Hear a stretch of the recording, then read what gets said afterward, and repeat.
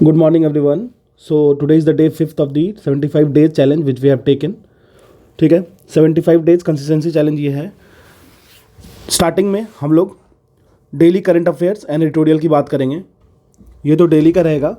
कोशिश कीजिएगा जो एडिटोरियल सेक्शन आप कीजिएगा ना, वो आपको डायरेक्टली न्यूज़पेपर से कीजिएगा. ठीक है, न्यूज़पेपर से करने की कोशिश कीजिएगा, क्योंकि आप वीडियोस देख लोगे ठीक है, किसी और की माइंड, कोई अगर और बोल रहा है उसकी माइंड को रीड कर रहे हो, अच्छी बात है, चीज़ें समझ में आती हैं. बहुत चीज़ें ऐसी होती हैं जो हमारे ग्रिप में नहीं होता, लेकिन कोशिश कीजिए कि रीडिंग हैबिट भी डालने के लिए ये आपको ना मेंस में काफ़ी हेल्प करने वाला है. ये याद रखिएगा, मेंस प्लस इंटरव्यू वाले सेगमेंट में ये काफ़ी आपको हेल्प करने वाला है. बहुत सारे लोग इसी जगह पे पीछे हो जाते हैं और इसका रीज़न सिर्फ यही है कि उनकी रीडिंग हैबिट बहुत कम होती है.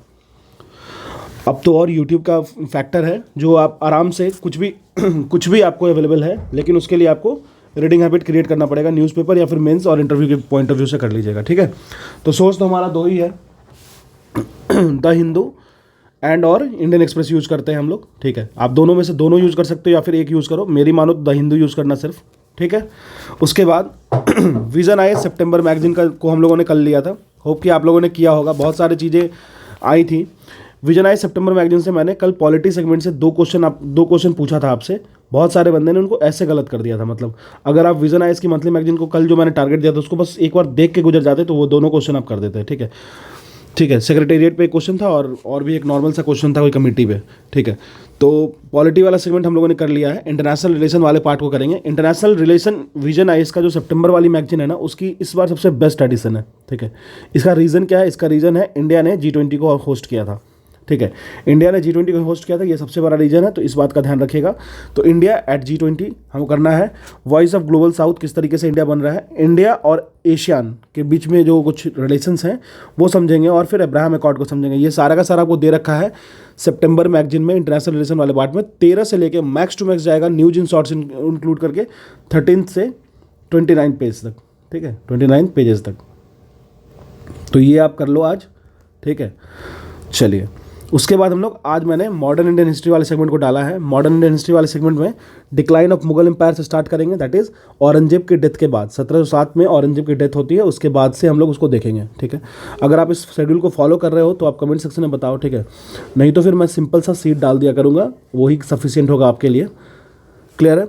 फिर राइज इन रीजनल पॉलिटिक्स देखेंगे. फिर इंडिया इन 18th सेंचुरी. फिर India on the eve of British conquest, किस तरीके से ब्रिटिश इंटर करता है इंडिया में और इंडिया किस तरीके से रिएक्ट करता है. ठीक है, फिर ब्रिटिश के हम लोगों तो रिएक्ट कैसे किया वो तो पता चल गया, क्योंकि अगर रिएक्ट बहुत ज़्यादा करते तो एक्सपेंशन नहीं होता या कंसोलिडेशन नहीं होता ब्रिटिश पावर का इंडिया में. लेकिन अगर ब्रिटिश पावर इंडिया में आ गई तो उसका रीज़न ये है कि हम लोगों ने रिएक्ट अच्छे से नहीं किया. मतलब ये है कि हमें ये भी टॉपिक को पढ़ना पड़ेगा कि how India reacted and how expansion and consolidation of British power in India took place. ठीक है, तो ये सारी टॉपिक आपको देखनी है. Modern Indian history. सोर्स मैं बताता हूँ आपको. सोर्स इसके लिए आप क्या यूज़ करोगे? सोर्स यूज़ करोगे आप स्पेक्ट्रम की बुक. राजीव अहिर सर की एक बुक आती है स्पेक्ट्रम की, आप उससे ही पढ़ सकते हो. विपिन चंद्रा से भी पढ़ सकते हो. NCERT भी यूज कर सकते हो. NCERT मेरी मानना तो ओल्ड NCERT यूज़ करना काफ़ी रहेगा. ठीक है, चलिए. उसके बाद हम लोग CSAT वाले सेगमेंट में, CSAT में ऑलरेडी 10 क्वेश्चन हम लोग मिनिमम हर दिन सॉल्व करने का टारगेट रखे हैं. इसको आप इसमें कहाँ से यूज़ कर सकते हो? आप UPSC यूज़ कर सकते हो या फिर PCS PYQs को यूज़ कर सकते हो. प्रीवियस ईयर क्वेश्चन यूज़ करने से ये हो जाता है ना कि आप जिस लेवल की एग्जाम की तैयारी कर रहे हो वो लेवल आप काफ़ी अच्छे से समझ पाते हो. ठीक है, फिर टॉपिक मैंने याद रखा है. टॉपिक आज मैंने आपको दे दिया है. प्रॉफिट एंड लॉस की थोड़ी सी इक्वेशन देख लेना, किस तरीके से CP percentage gain percentage loss, या फिर किस तरीके से आप कैस्केडेड लॉस की वैल्यू निकालते हो, किस तरीके से कैस्केडेड गेन की वैल्यू निकालते हो. ठीक है, तो इस टॉपिक से ही क्वेश्चन कर लेना 10 क्वेश्चन. अगर नहीं मिले UPSC PCS में आपको सफिशिएंट क्वेश्चन तो आप SSC CGL Tier 2 की क्वेश्चन भी देख सकते हो. ठीक है, उसके बाद अब हम लोग ना डेली कुछ MCQ सॉल्व करने का टारगेट रखेंगे और कुछ रिवीजन सेगमेंट में रखेंगे. 2 टॉपिक को मैंने ऐड किया है. एक तो आप सॉल्व करोगे MCQs और एक रिवीजन सेगमेंट में डालोगे. रिवीजन सेगमेंट को रिविजिट करोगे. किस तरीके से वो देखते हैं. सॉल्व करने के केस में मैंने लिया है देखो, इंडियन ज्योग्राफी तो बहुत सारा हम लोगों ने कर लिया, शेड्यूल में ऑलरेडी पास हो चुका है, तो आप उसके PYQs को कुछ लगाते रहो. देखो सोर्स क्या होगा, आप जिस एग्जाम की तैयारी कर रहे हो उसके लेवल पे एग्जाम की सोर्स निकाल लो. जैसे अगर आप मान लो UPSC की तैयारी कर रहे हो तो आप UPSC ले लो, UPSC की PYQs ले लो. अगर आप स्टेट PCS कर रहे हो तो स्टेट PCS कर लो.